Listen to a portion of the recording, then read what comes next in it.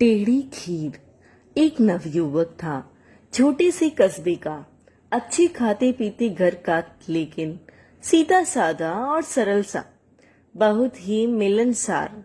एक दिन उसकी मुलाकात अपने ही उम्र के एक नवयुवक से हुई। बात बात में दोनों दोस्त हो गए।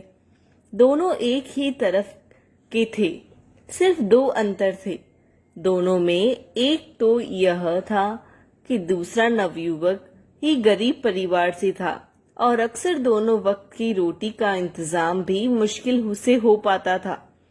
दूसरा अंतर यह कि दूसरा जन्म से ही नेत्रहीन था। उसने कभी रोशनी देखी ही नहीं थी। वह दुनिया को अपनी तरह से टटोलता पहचानता था। लेकिन दोस्ती धीरे धीरे गाढ़ी होती गई। अक्सर मेल मुलाकात होने लगी। एक दिन नवयुवक ने अपने नेत्रहीन मित्र को अपने घर खाने का न्योता दिया।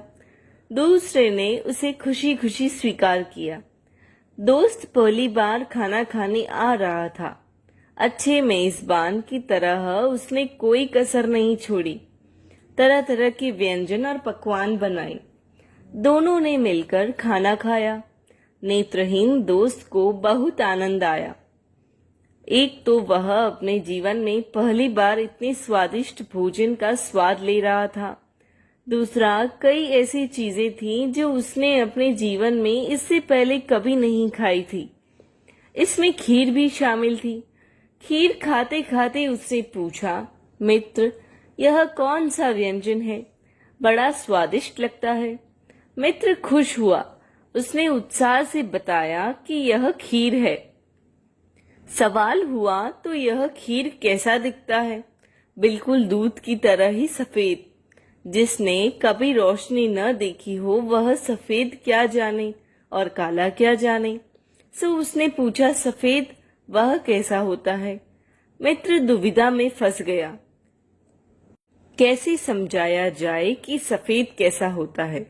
उसने तरह तरह से समझाने का प्रयास किया, लेकिन बात बनी नहीं। आखिर उसने कहा, मित्र, सफेद बिल्कुल वैसा ही होता है जैसा कि बगुला। और बगुला कैसा होता है? यह एक और मुसीबत थी।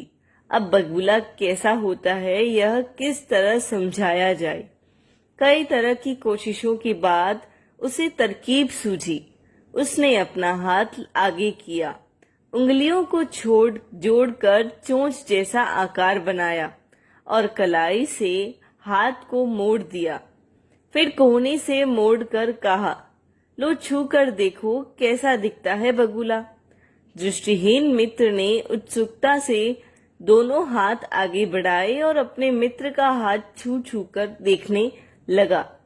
हालांकि वह इस समय समझने की कोशिश कर रहा था कि बगुला कैसा होता है, लेकिन मन में उत्सुकता यह थी कि खीर कैसी होती है। जब हाथ अच्छी तरह टटोल लिया तो उसने थोड़ा चकित होते हुए कहा, अरे बाबा, ये खीर तो बड़ी टेढ़ी चीज होती है। वह फिर खीर का आनंद लेने लगा, लेकिन तब तक खीर टेढ़ी हो चुकी थी। यानी किसी भी जटिल काम के लिए मुहावरा बन चुका था, टेढ़ी खीर।